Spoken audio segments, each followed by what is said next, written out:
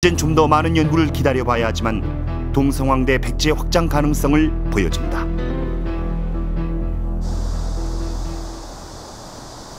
공산성. 이곳은 원래 한성을 떠난 백제가 임시 수도로 삼은 곳이었다. 웅진에 자리를 잡은 백제는 동성왕대 대외적인 안정을 이루어 나가지만 고민은 내부 정치 상황에 있었다. 한성시대부터 강한 귀족 세력들에 의해 왕권은 제약받았고 동성왕 또한 왕권 강화에 골몰했다.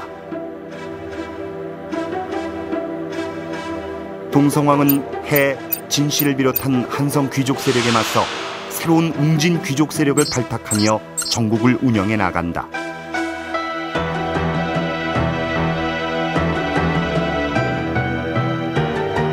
동성왕 12년 연돌의 전격적인 달솔 등용은 그 일환의 하나였다. 연돌은 전왕의 시에 참가했던 연씨 가문이었지만 동성왕에 의해 다시 발탁된다. 귀족들은 웅진 천도 이후에도 계속적으로 전국을 주도하고 있었는데 웅진 부근에 있는 토착 세력들을 등용을 한다는 것은 그들의 현실적인 힘을 이용하여서 이들 구 귀족들을 제압하고자 하는 의지의 천명으로 보입니다. 실제로 보면은 이 웅진천도 이후에 신진 세력들이 대거 등용을 하면서 귀족들의 서열에 큰 변화가 일어납니다. 신진 세력 등용 후 동성왕은 자주 사비로 사냥을 나간다. 사비의 넓은 벌판에서 그가 꿈꾼 것은 천도였다. 강한 왕권을 구축하고 그에 걸맞는 새로운 왕도의 건설을 구상했다.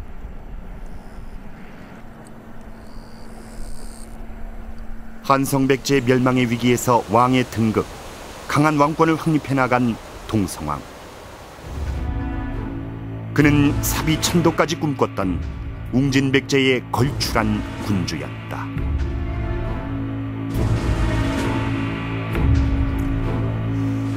이 대륙 백제의 실체는 물론 연구가 더 진행돼 봐야 알겠습니다만은 이것은 분명히 역사 기록에 나와 있는 것입니다. 이 사료대로라면은 동성왕은 대륙을 겨냥했을 뿐만이 아니라 웅진 백제의 혼란을 넘어서 이 사비로의 천도를 추진했던 웅진 백제의 걸출한 군주였던 겁니다. 그런데 여기서 한 가지 커다란 궁금증이 생깁니다. 그것은 동성왕이 일본으로부터 건너왔다는 것입니다. 이 기록은 일본서기 웅략천왕 23년조의 기록인데요. 4월 왕이 죽었다. 곤지왕의 5 아들 중 둘째인 말다왕이 유년에 총명함으로 군사 500인을 자기 나라에 호위하여 보냈는데 이 사람이 동성왕이 됐다. 이 동성왕은 계로왕의 동생인 곤지의 아들로 일본에서 자라다가 왕이 되기 위해 본국인 백제로 보내졌다는 것을 알 수 있습니다. 이 동성왕뿐만이 아닙니다. 이 동성왕의 뒤를 이어서 왕위에 등극을 한 문영왕도 역시 일본에서 나서 백제로 돌아와 왕이 됐죠. 왜 이 시기에 백제 왕들은 일본에서 왔던 걸까요? 도대체 그 당시 백제와 일본은 어떤 관계였을까요?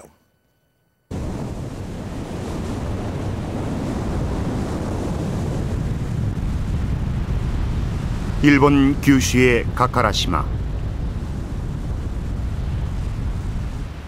100여 가구가 모여 사는 작은 마을 가카라시마엔 문영왕의 탄생 설화가 전해온다. 섬의 동쪽 끝 해안 도로를 따라가면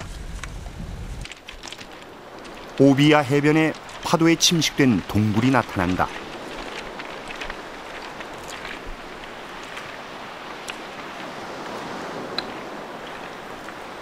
동굴엔 작은 푯말과 제단이 놓여 있다.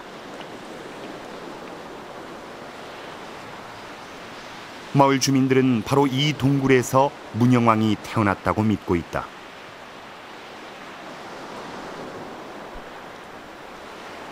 오랜 세월이 지났지만 문영왕 탄생에 얽힌 이야기는 계속 전승돼 왔다.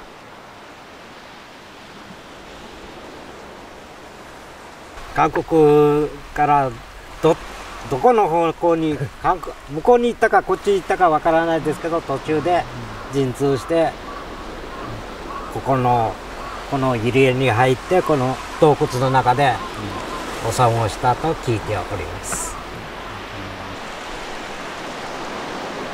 461년 백제 계로왕은 고구려의 위협으로 백제가 위기에 처하자 그의 동생 곤지를 일본으로 보낸다. 당시 자신의 임신한 부인도 함께였다.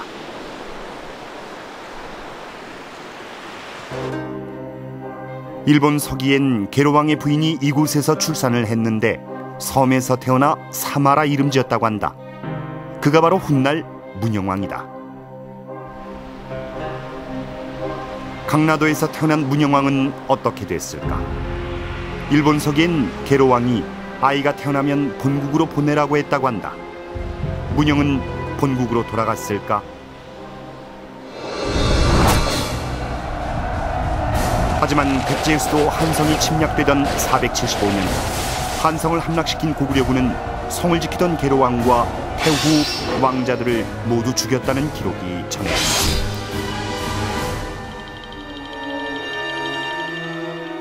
문영은 이 참변을 비껴갔다. 그렇다면 문영은 본국으로 가지 않고 곤지 일행과 함께 가서 자랐을 가능성이 높다.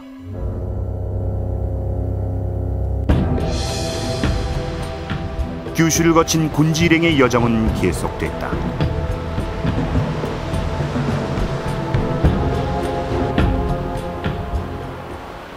일본의 국제 항구 오사카. 이곳은 고대부터 백제와 관련이 깊은 곳이다.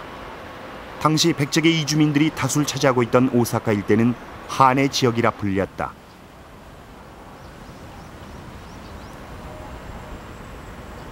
오사카궁에서 내려다보면 당시 이곳의 수도 유적 나니와 궁터가 자리 잡고 있다.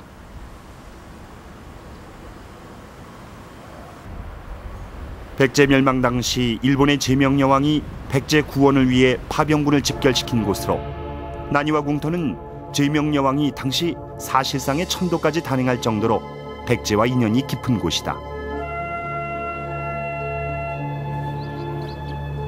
한해 지방의 아스카 지역, 이곳에도 심상치 않은 유적이 있다. 백제대사터. 발굴결과 백제대사는 백제 고유 판축기법으로 건축됐고 백제 문양 기와가 다량 출토됐다.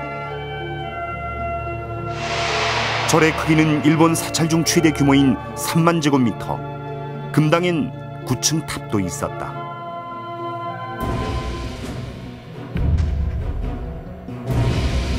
탑의 기단과 기록을 토대로 백제대사를 복원해 보면 당시 일본의 국력이 총동원됐던 거대한 규모의 사찰이었다. 그런데 왜 하필 백제대사라 이름 지었을까?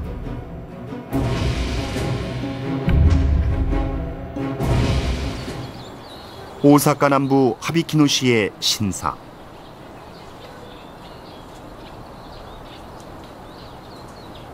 아스카베 신사는 10월마다 열리는 마을의 마쓰리가 시작되는 곳이다. 신사의 제사엔 마을의 연장자들이 참석한다.